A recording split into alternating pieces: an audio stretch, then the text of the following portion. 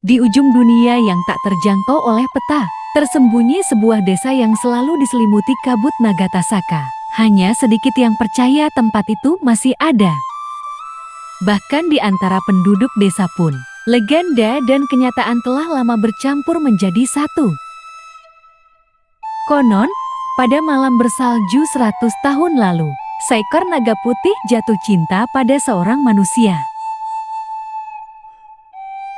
Karena cinta itu melanggar hukum langit, naga tersebut dikutuk, dan sang perempuan menjadi ibu dari garis keturunan yang membawa cinta dan kutukan abadi. Jika keturunannya dicintai, maka orang yang mencintainya akan mati saat bulan ketujuh tiba. Ira, satu-satunya penjaga kuil suci di Nagatasaka, hidup dalam kesendirian sejak ibunya meninggal. Ia menghabiskan hari-harinya merawat altar naga, memetik tanaman obat, dan menjaga perbatasan desa agar tak seorang pun masuk tanpa restu leluhur. Suatu sore badai salju menghantam desa. Kabut tebal dan angin menderu dari pegunungan. Aira, yang turun ke tepi hutan untuk mencari kayu bakar, menemukan seorang pria muda tergeletak di bawah pohon sakura yang membeku. Tubuhnya pucat, napasnya berat. Ia memegang leontin yang bersinar samar dalam salju. Dia dari luar, bisik Aira ketakutan dan kagum.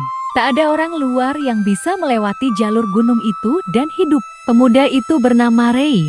Ia berasal dari negeri selatan yang hangat dan mengaku tersesat dalam perjalanannya mencari tanah legenda. Baginya, Nagatasaka adalah mitos tempat yang ia baca dari catatan kuno peninggalan ayahnya.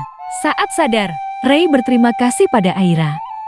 Ia tinggal sementara di rumah kayu kecil milik gadis itu. Hari berganti hari, mereka berbagi cerita tentang bunga musim semi yang tak pernah mekar di Nagatasaka, tentang lukisan-lukisan naga di altar, dan tentang dunia luar yang tak pernah Aira lihat. Aira mulai merasakan sesuatu lembut, hangat, namun berbahaya. Ia mengenal perasaan itu, cinta, dan cinta bagi keturunannya adalah kutukan. Aira mencoba menjauh. Ia mengurung diri di kuil, memperbanyak doa, menolak makanan dari Rei, dan menatap langit malam dengan perasaan bersalah. Rei yang merasa ditolak, marah. Tapi suatu malam, ia menemukan gulungan kain tua di dalam kuil. Di sana tertulis, "Wahai keturunan perempuan yang dicintai naga, jangan izinkan hatimu jatuh cinta. Kutukan 7 bulan akan menyusul." Namun bukannya takut, Rei mendatangi Aira dan berkata dengan suara gemetar, "Aku tahu, tapi aku tetap mencintaimu. Jika aku hanya punya 7 bulan, biarlah aku hidup sepenuhnya dalam 7 bulan itu." Aira menangis. Ia mencintainya juga. Setiap bulan purnama, Rei mulai mengalami mimpi buruk. Dalam mimpinya, ia berada di danau beku, dikelilingi kabut putih. Dan seekor naga dengan mata biru es mendekatinya perlahan. Pada bulan keempat, ia mulai batuk darah. Pada bulan kelima, bayangan hitam mengikuti langkahnya. Pada bulan keenam, Aira memohon, tapi pemuda itu tersenyum lemah. "Aku sudah memilih. Jika mati karena cinta, maka biarlah begitu." Pada malam purnama ketujuh, badai besar menggulung Nagatasaka.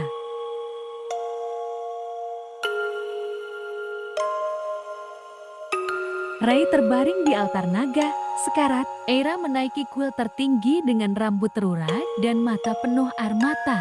Ia berteriak ke langit, "Jika kutukan ini adalah warisan dari cinta terdahulu, maka aku mohon, aku tukar jiwaku, biarkan dia hidup." Langit terbuka, cahaya perak menyapu kabut. Dari awan turun seekor naga putih raksasa, anggun dan menyedihkan. Suaranya terdengar langsung di dalam hati Aira dan Rei. "Aku adalah dia yang dahulu mencintai manusia, dihukum karena cinta, dijadikan legenda, dan kini melihat cinta terulang kembali. Rei, manusia pemberani, dan Aira, darah keturunanku. Kalian mematahkan rantai takdir. Cinta kalian bukan keinginan, tapi pengorbanan." Naga itu mengepakkan sayapnya, lalu menunduk ke arah Rei.